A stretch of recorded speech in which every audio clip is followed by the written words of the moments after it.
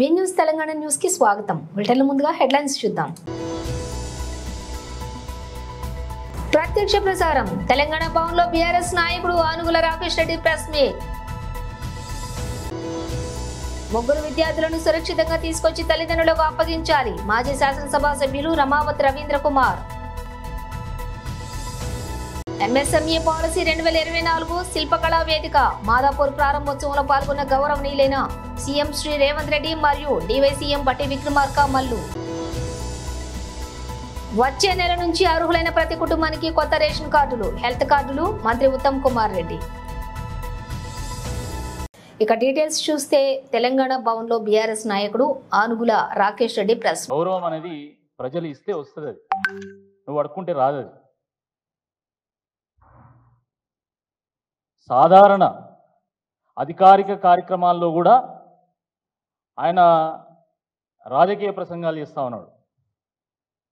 అధికారిక కార్యక్రమాల్లో కూడా బహిరంగ సభలు ఎట్లా మాట్లాడతామో, రాజకీయ సమావేశాలు ఎట్లా మాట్లాడతామో అట్లా మాట్లాడుతున్నాడు. ఇంకా ఆయన ప్రతిపక్ష నాయకుడు అని అనుకుంటున్నాడు. ముఖ్యమంత్రి అయిందనేటువంటి విషయం మర్చిపోతున్నాడు. ఆయన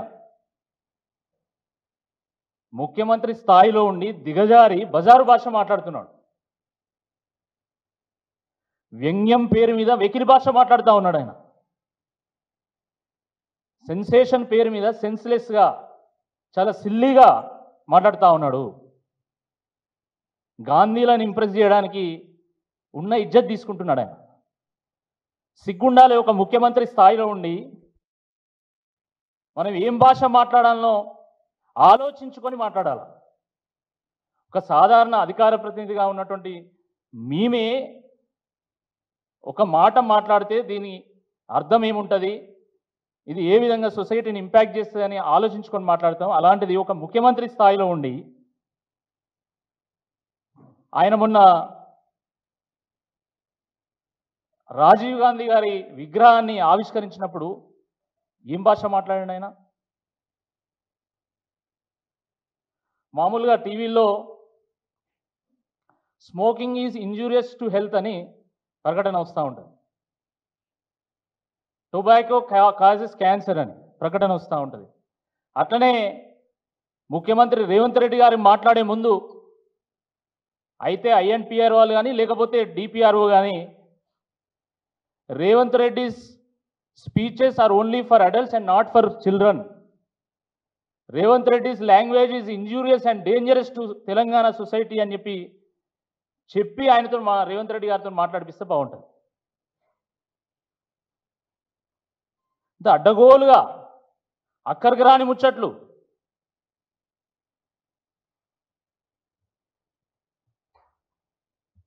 వాస్తవానికి రాజీవ్ గాంధీ గారంటే అందరికీ గౌరవమే, ఎందుకంటే వారు మాజీ ప్రధానమంత్రి గారు కాబట్టి. కానీ గాంధీ కుటుంబం కూడా వాళ్ళు ఎవరు కోరుకోవట్లేదు మాకు ఇక్కడ విగ్రహం పెట్టాలని. కేవలము అయ్య విగ్రహం పెట్టి కొడుకుని ఇంప్రెస్ చేయడానికి ఈయన రాజీవ్ గాంధీ విగ్రహం పెట్టాడు. రాజీవ్ గాంధీ గారు అంటే గౌరవం ఉన్నా కూడా ఈయన అక్కడ విగ్రహం పెట్టి రాజకీయ వివాదంలోకి రాజీవ్ గాంధీని లాగి రాజీవ్ గాంధీని ఈయన అగౌరవపరిచాడు. వాస్తవం ఇది. ఈ దేశంలో ఒక రాజీవ్ గాంధీ గారే ఉన్నారా? ఇక ఒక గాంధీలే ఉన్నారా? ఇంకెవరు లేరా? దేశంలో 15 మంది ప్రధానమంత్రులు పరిపాలన చేసిండ్రు. దాంట్లో మీ గాంధీ కుటుంబ సభ్యులు 3 పరిపాలన చేసి ఉండొచ్చు.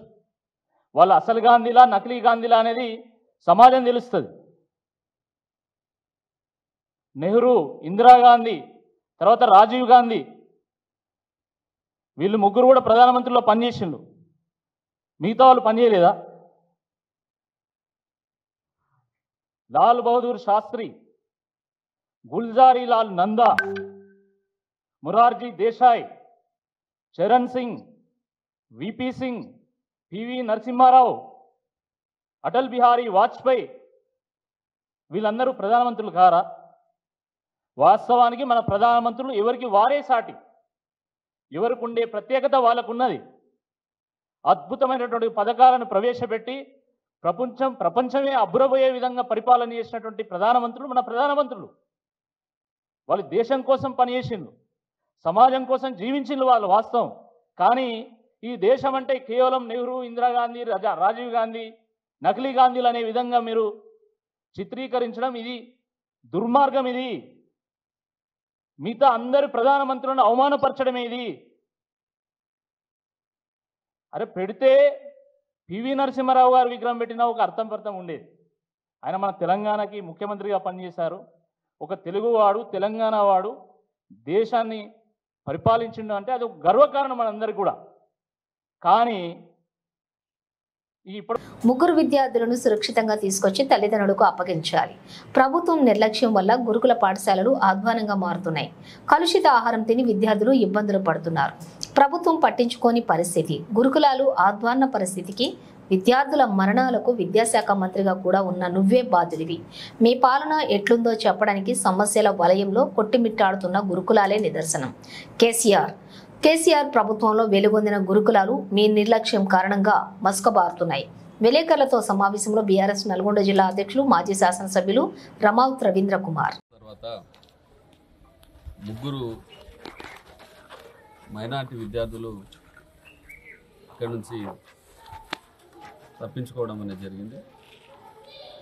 మేము ఈ పాఠశాలకు వచ్చి ఇక్కడ మిగతా విద్యార్థులతో మాట్లాడితే వారందరూ కూడా చెప్పేది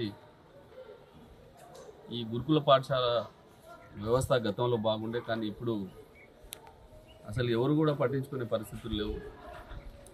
ముఖ్యంగా నాణ్యమైన భోజనం ఏదైతే గురుకుల పాఠశాలలకు ఇచ్చే మెనూ ఉంటుందో ఆ మెనూను పాటించకుండా ఒక్కొక్క విద్యార్థికి సంవత్సరానికి 1,20,000 రూపాయలు ఖర్చు చేసి ఎంతో ప్రతిష్టాత్మకంగా తెలంగాణ రాష్ట్రంలో అన్ని కులాలు, అన్ని మతాల పేదవాళ్ళ యొక్క పిల్లలు నాణ్యమైన విద్యను అందించాలని ఒక గొప్ప ఆశయంతో ఆనాడు కేసీఆర్ గారు ప్రారంభం చేసిన ఈ గురుకుల పాఠశాలలు మొత్తం కూడా నిర్వీర్యం అయిపోయింది. అసలు ఈ పాఠశాల వాతావరణం చూస్తే మంచి ఇంజనీరింగ్ కాలేజ్ బిల్డింగ్ని వీరికి ఆనాడు మరి రెంట్కు ఇప్పించడం అనేది జరిగింది.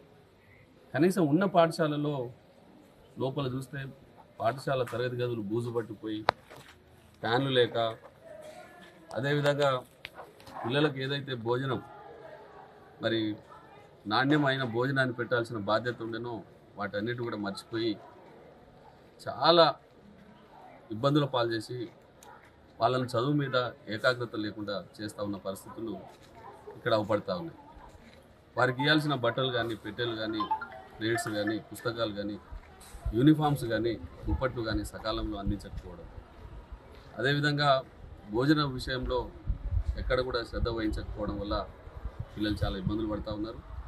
అందులో ఆ ముగ్గురు పిల్లలు, ఒకరేమో కొండమల్లేపల్లి మండలం గుమ్మడవెల్లి గ్రామానికి సంబంధించిన అతను, ఈ నియోజకవర్గానికి సంబంధించి, ఇంకొకరు మరి నేరేడుచర్ల మండలం దగ్గర మరి జాన్పహాడ్ అనే గ్రామానికి సంబంధించిన అతను, ఇంకొక అతను హాలియా దగ్గర హజరాత్గూడెం అనే గ్రామానికి సంబంధించిన విద్యార్థులుగా గుర్తించినారు. వాళ్ళు వెళ్ళిపోయేటప్పుడు కూడా ఒక చిన్న ఉత్తరం కూడా రాసి పెట్టిపోయినారు. మమ్మల్ని మన్నించండి ఫ్రెండ్స్, మాకు ఇక్కడ ఈ పాఠశాలలో వర్కర్స్ పెట్టే టార్చర్ కానీ, లేకుంటే హెల్త్ ఏఎన్ఎంగా ఎవరైతే పనిచేస్తారో వాళ్ళు మమ్మల్ని ఇబ్బంది పెడుతూ ఉన్నారు, అందుకని మేము ఇక్కడి నుంచి వెళ్ళిపోతూ ఉన్నాం, మమ్మల్ని మన్నించమని చెప్పి ఒక ఉత్తరం కూడా రాసి పెట్టిపోయినారు. అంటే 10th క్లాస్ చదువుకునే విద్యార్థులు ఆ రకంగా ఆ పాఠశాలలో మరి అలాంటి ఉత్తరం రాసి, మరీ ఇక్కడ మేము చదువుకోలేము, మాకు వసతులు బాగలేవు, భోజనం బాగలేదు, వర్కర్లు ఏమైనా అడిగితే మమ్మల్ని ఇబ్బంది పెడతా ఉన్నారు అనే ఒక ఉత్తరం రాసి పిల్లలు ఇక్కడి నుంచి పారిపోయే పరిస్థితులు వచ్చినాయంటే ఈ రాష్ట్ర ప్రభుత్వం సిగ్గుతో తలదించుకోవాలి. ఎందుకంటే నేటి బాలలే రేపటి పౌరులు. తెలంగాణ ప్రభుత్వం ఈ రోజు చిన్న మధ్య తరహతి పరిశ్రమల పాలసీని ప్రకటించనుంది. ఉదయం 11 గంటలకు హైదరాబాద్లోని మాదాపూర్లో శిల్పకళా వేదికలో ఉప ముఖ్యమంత్రి మల్లు భట్టి విక్రమార్క, మంత్రి శ్రీధర్ బాబుతో కలిసి ముఖ్యమంత్రి రేవంత్ రెడ్డి పాలసీని ఆవిష్కరించనున్నారు. తెలంగాణలో వ్యాపారాలు, పెట్టుబడుల విస్తరణకు వీలుగా పరిశ్రమల అవసరాలు, ప్రయోజనాలకు అనుగుణంగా కొత్త పారిశ్రామిక విధానాన్ని రూపొందిస్తున్నారు. ఈ మేరకు సీఎం గతంలోనే వెల్లడించారు. అమెరికాలో ఉన్నన్ని వ్యాపార అవకాశాలు తెలంగాణలోనూ ఉన్నాయని, చైనా చైనాకు ప్రత్యామ్నాయంగా ఎదగాలనే సంకల్పంతో కొత్త పారిశ్రామిక విధానాన్ని తీసుకువస్తున్నట్లుగా గతంలో సీఎం రేవంత్ రెడ్డి ప్రకటించారు. రాష్ట్రంలో పారిశ్రామిక అభివృద్ధి కోసం MSME పాలసీ, ఎగుమతి విధానం, కొత్త life sciences policy, revised EV policy, medical tourism policy, green energy policy అనే 6 కొత్త వాటిని ఖరారు చేయాలని సీఎం ఇదివరకే అధికారులకు ఆదేశాలు జారీ చేశారు. ఈ నేపథ్యంలో ఈ రోజు కొత్త MSME పాలసీ విడుదల చేయనున్నారు. గౌరవ ముఖ్యమంత్రి వర్యులు శ్రీ రేవంత్ రెడ్డి గారికి, గౌరవ మంత్రివర్యులు శ్రీ దుద్దిల్ల శ్రీధర్ బాబు గారికి, అట్లాగే గౌరవ శాసనసభ్యులు గాంధీ గారికి, రాష్ట్ర ప్రభుత్వ రంగ సంస్థల చైర్మన్లు రాయల్ నాగేశ్వరరావు గారికి, నిర్మలా జగ్గారెడ్డి గారికి, కృష్ణారెడ్డి గారికి, రాష్ట్ర ప్రభుత్వ పరిశ్రమల ప్రిన్సిపల్ సెక్రటరీ జేఎస్ రంజన్ గారికి, ఇండస్ట్రీస్ కి సంబంధించినటువంటి ఉన్నతాధికారులందరికీ, అట్లాగే ఈ MSME పాలసీ డిక్లరేషన్ సందర్భంగా పాల్గొనడానికి ఇక్కడ చేసినటువంటి పరిశ్రమల పెద్దలు, అట్లాగే వాటి సంబంధించిన ఆర్గనైజేషన్ సంబంధించిన పెద్దలు, పారిశ్రామికవేత్తలు అందరికి కూడా ముందుగా రాష్ట్ర ప్రభుత్వం తరఫు నుంచి నా హృదయపూర్వకమైనటువంటి అభినందనలు, నమస్కారాలు కూడా తెలియజేస్తా ఉన్నాను.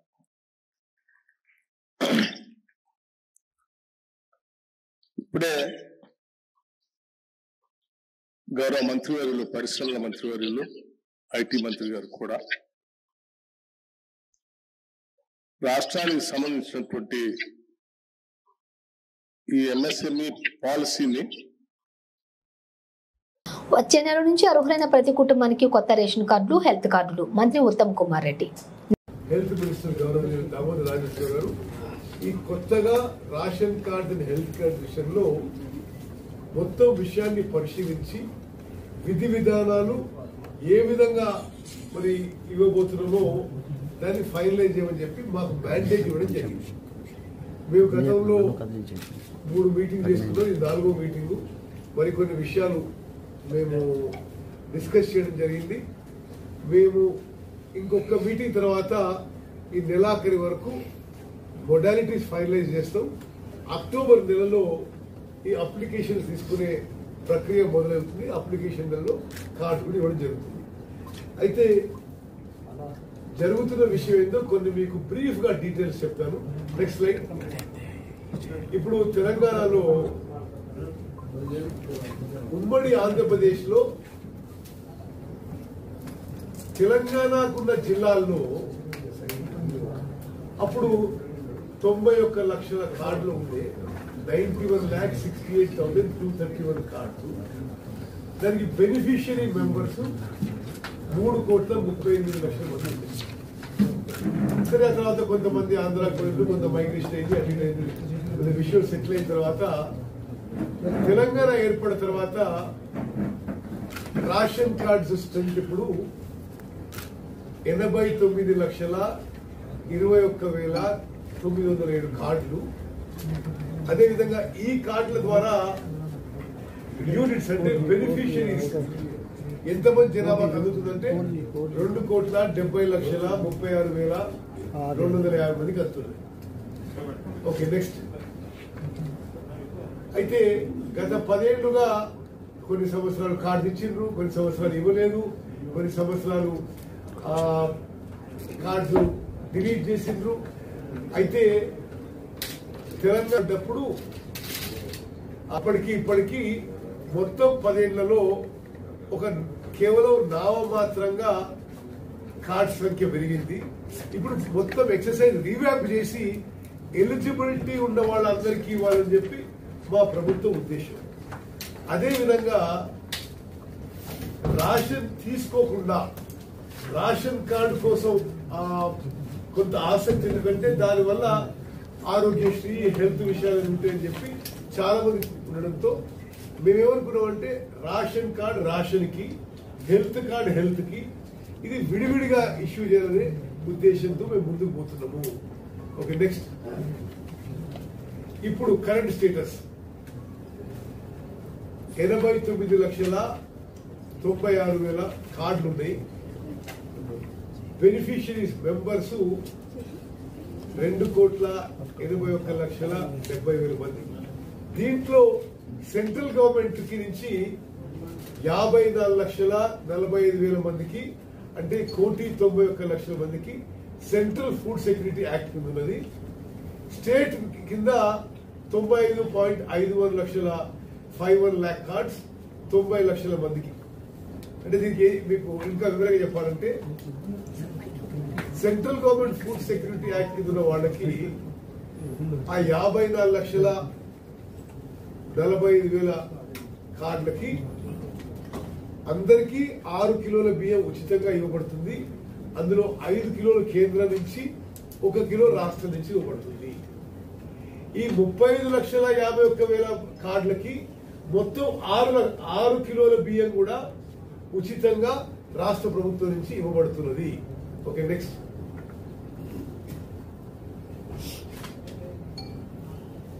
సరే, ఇప్పుడు మేము ఎక్సర్సైజ్ చేస్తున్నాం. ఏంటంటే ఇప్పుడు గతంలో ఏ క్రైటీరియాతో రేషన్ కార్డు ఇష్యూ చేసిండ్రు, ఇప్పుడు మేము ఏం చేయాలి అని. దానికి ఏంటంటే బేసిక్ గా ఇప్పటి వరకు ఈ రోజు వరకు ఉన్నది ఏంటంటే ఇన్కమ్ సీలింగ్, ఆదాయ పరిమితి. రూరల్ ఏరియాస్ లో మరి రేషన్ కార్డుకి ఎలిజిబిలిటీ 1,50,000 రూపాయలు కానీ తక్కువ ఉండాలి. అర్బన్ ఏరియాస్ లో 2 లక్షలు దానికంటే తక్కువ ఉండాలి. అదేవిధంగా మరి ల్యాండ్, మరి భూమి యజమానులకి.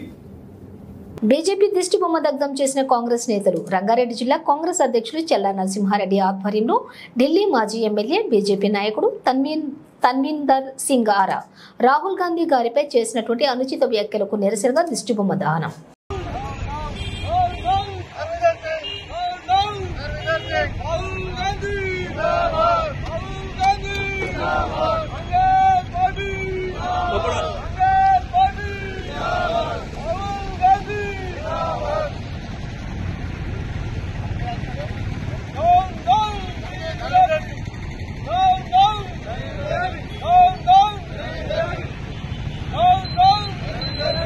ప్రత్యక్ష ప్రసారం. కాంగ్రెస్ అధ్యక్షుడు శ్రీ ఖార్గే ఏఐసిసి హెచ్క్యూ వద్ద హర్యానాకు కాంగ్రెస్ హామీలను ప్రకటించారు. प्लॉट और उन पर 3.5 लाख रुपए की लागत से 2 कमरों का मकान।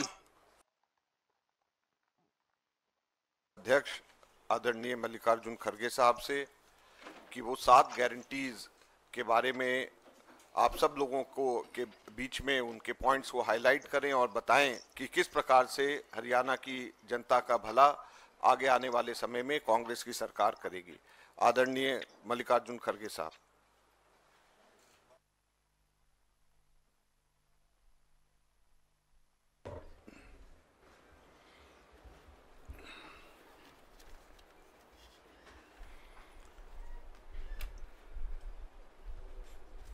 अजय माकन जी, केसी वेणुगोपाल जी,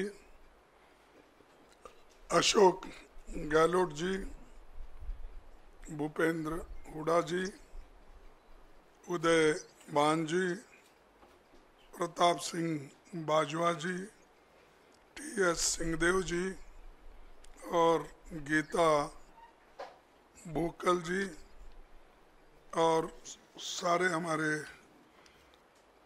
साथियों और सारे प्रेस के मेरे दोस्तों, आप सभी को मेरा नमस्कार। और आज हम जो 7 गारंटी जो हरियाणा गवर्नमेंट की ओर से अनाउंस कर रहे, उस गारंटी को हम ये लागू करेंगे और इसीलिए हम इस गारंटी को रखे हैं नाम 7 वायदे पक्के इरादे।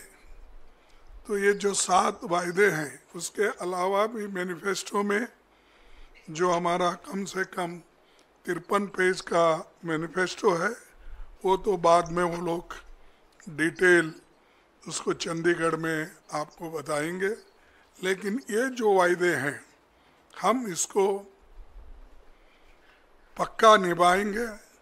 इसके लिए आज एआईसीसी ऑफिस से ये घोषणा कर रहे हैं। जैसा कि पूर्व वक्ता ने अपने इस पॉइंट को वो बताया है, लेकिन मैं उतने तफसील में नहीं जाता। मैं सिर्फ इतना कहूँगा कि हमारे 7 पॉइंट जो है తిరుమల శ్రీవారి ఆర్జిత సేవ టికెట్లకు సంబంధించిన డిసెంబర్ నెల కోటాను టీటీడీ ఈ రోజు బుధవారం 10 గంటలకు ఆన్లైన్లో విడుదల చేయనుంది. ఈ సేవా టికెట్లు ఎలక్ట్రానిక్ డిప్ కోసం ఈ నెల 20వ తేదీ ఉదయం 10 గంటలకు ఆన్లైన్లోని నమోదు చేసుకోవచ్చని అధికారులు తెలిపారు. టికెట్లు పొందిన వారు సెప్టెంబర్ 20 నుండి 22వ తేదీ మధ్యాహ్నం 12 గంటల లోపు సొమ్ము చెల్లిస్తే లక్కీ డిప్లో టికెట్లు మంజూరు అవుతాయని చెప్పారు. కళ్యాణోత్సవం, ఉంజాల్ సేవ, ఆర్జిత బ్రహ్మోత్సవం, సహస్ర దీపాలంకరణ సేవా టికెట్లను సెప్టెంబర్ 21న ఉదయం 10 గంటలకు ఆన్లైన్లో విడుదల చేస్తామని తెలిపారు. అదే రోజు వర్చువల్ సేవల కోటా మధ్యాహ్నం 3 గంటలకు వర్చువల్ సేవలు, వాటి దర్శన స్లాట్లకు సంబంధించిన కోటాను విడుదల చేయనున్నామని చెప్పారు. అంగ ప్రదక్షిణం టోకెన్ల కోటాను సెప్టెంబర్ 23న ఉదయం 10 గంటలకు, వాణి ట్రస్ట్ టికెట్లు ఉదయం 11 గంటలకు విడుదల చేస్తామని తెలిపారు. వయోవృద్ధులు, దివ్యాంగులు, దీర్ఘకాలిక వ్యాధులున్న వారు శ్రీవారిని దర్శించుకునేందుకు వీలుగా నవంబర్ నెల ఉచిత ప్రత్యేక దర్శనం టోకెన్ల కోటాను 23న మధ్యాహ్నం 3 గంటలకు ఆన్లైన్లో విడుదల చేయనున్నట్లుగా వెల్లడించారు. ప్రముఖ కొరియోగ్రాఫర్ జానీ మాస్టర్ కు పోలీసులు నోటీసులు జారీ చేశారు. లైంగిక వేధింపుల కేసు నమోదు కావడంతో పోలీసులు కేసు నమోదు చేసి విచారణ చేపట్టారు. ఈ రోజు జానీ మాస్టర్ కు నార్సింగ్ పోలీసులు నోటీసులు ఇచ్చారు. పోలీసులు ఈ రోజు బాధితురాలి స్టేట్మెంట్ ను రికార్డు చేశారు. అనంతరం ఆమెకు వైద్య పరీక్షలు కూడా నిర్వహించారు. మరిన్ని ఆధారాల కోసం పోలీసులు బాధితురాలి ఇంటికి వెళ్లారు. ఇప్పటికే కేసుకు సంబంధించినటువంటి పలు వివరాలు సేకరించిన పోలీసులు అతనికి నోటీసులు జారీ చేశారు. బాధితురాలు మైనర్ గా ఉన్నప్పుడే జానీ మాస్టర్ ఆమెను లైంగిక వేధింపులకు గురి చేసినట్లుగా పోలీసులు గుర్తించారు. మతం మార్చుకుని తనను పెళ్లి చేసుకోవాలని జానీ మాస్టర్ బెదిరించినట్లుగా కూడా బాధితురాలు ఆవేదన వ్యక్తం చేశారు.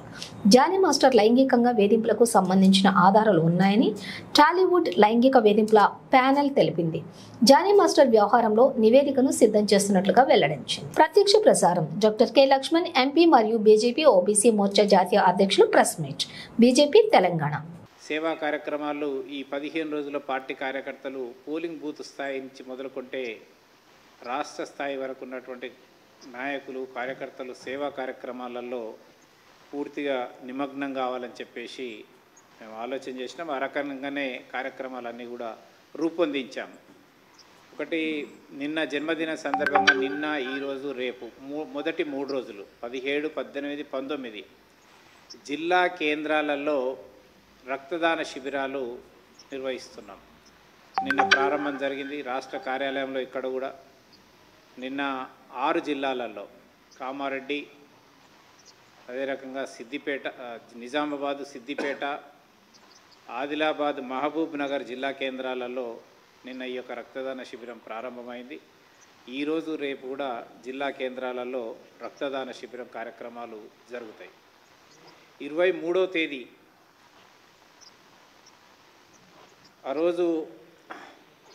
ఈరోజు మరి ముఖ్యంగా జన ఆరోగ్య యోజన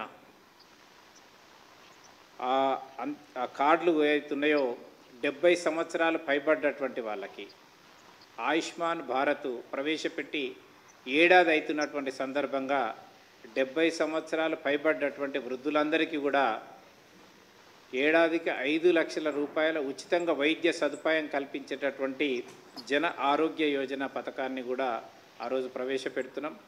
మరి 60 సంవత్సరాల పైబడ్డటువంటి మహిళలు, ముఖ్యంగా వృద్ధులందరికీ కూడా ఉచితంగా వైద్యం జరిపించాలని అన్ని అసెంబ్లీ కేంద్రాలలో, తెలంగాణ రాష్ట్రంలో ఉన్నటువంటి అన్ని అసెంబ్లీ కేంద్రాలలో ఈ యొక్క మెగా హెల్త్ క్యాంప్స్ నిర్వహిస్తున్నాం. అదే రకంగా స్వచ్ఛతా అభియాన్ మండల కేంద్రాలలో ప్రభుత్వ పాఠశాలలు, ప్రభుత్వ వైద్యశాలలు, బస్టాండ్లు, ముఖ్యంగా పబ్లిక్ ప్లేసెస్లో స్వచ్ఛతా అభియాన్ కార్యక్రమాలు కూడా నిర్వహిస్తున్నాం.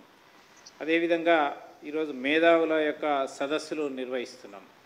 మరి దానికి కూడా ఈ సందర్భంగా నిర్వహిస్తున్నాం. స్కూల్ అదే రకంగా కాలేజీ స్టూడెంట్స్కి competitions, Atmanirbhar Bharat, Viksit Bharat, vocal for local అనేటటువంటి అంశాలపైన అవగాహన కల్పించటం కోసము పాఠశాల విద్యార్థులకు, కళాశాల విద్యార్థులకు essay writing competitions, elocution competitions, poster presentations ఇలాంటివన్నీ కూడా కార్యక్రమాలు మనం నిర్వహిస్తున్నాం. అదే రకంగా బులెటిన్ ముగించే ముందు హెడ్లైన్స్ మరోసారి. ప్రత్యక్ష ప్రసారం. తెలంగాణ భవన్లో బీఆర్ఎస్ నాయకుడు ఆనుగుల రాకేష్ రెడ్డి ప్రెస్ మీట్. ముగ్గురు విద్యార్థులను సురక్షితంగా తీసుకొచ్చి తల్లిదండ్రులకు అప్పగించాలి. మాజీ శాసనసభ సభ్యులు రమావత్ రవీంద్ర కుమార్. ఎంఎస్ఎంఈ పాలసీ 2024 శిల్పకళా వేదిక మాదాపూర్ ప్రారంభోత్సవంలో పాల్గొన్న గౌరవనీయులైన సీఎం శ్రీ రేవంత్ రెడ్డి మరియు డివైసీఎం బట్టి విక్రమార్క మల్లు. వచ్చే నెల నుంచి అర్హులైన ప్రతి కుటుంబానికి కొత్త రేషన్ కార్డులు, హెల్త్ కార్డులు మంత్రి ఉత్తమ్ కుమార్ రెడ్డి. ఇవి బులెటిన్ విశేషాలు. మరో బులెటిన్తో మళ్ళీ కలుద్దాం.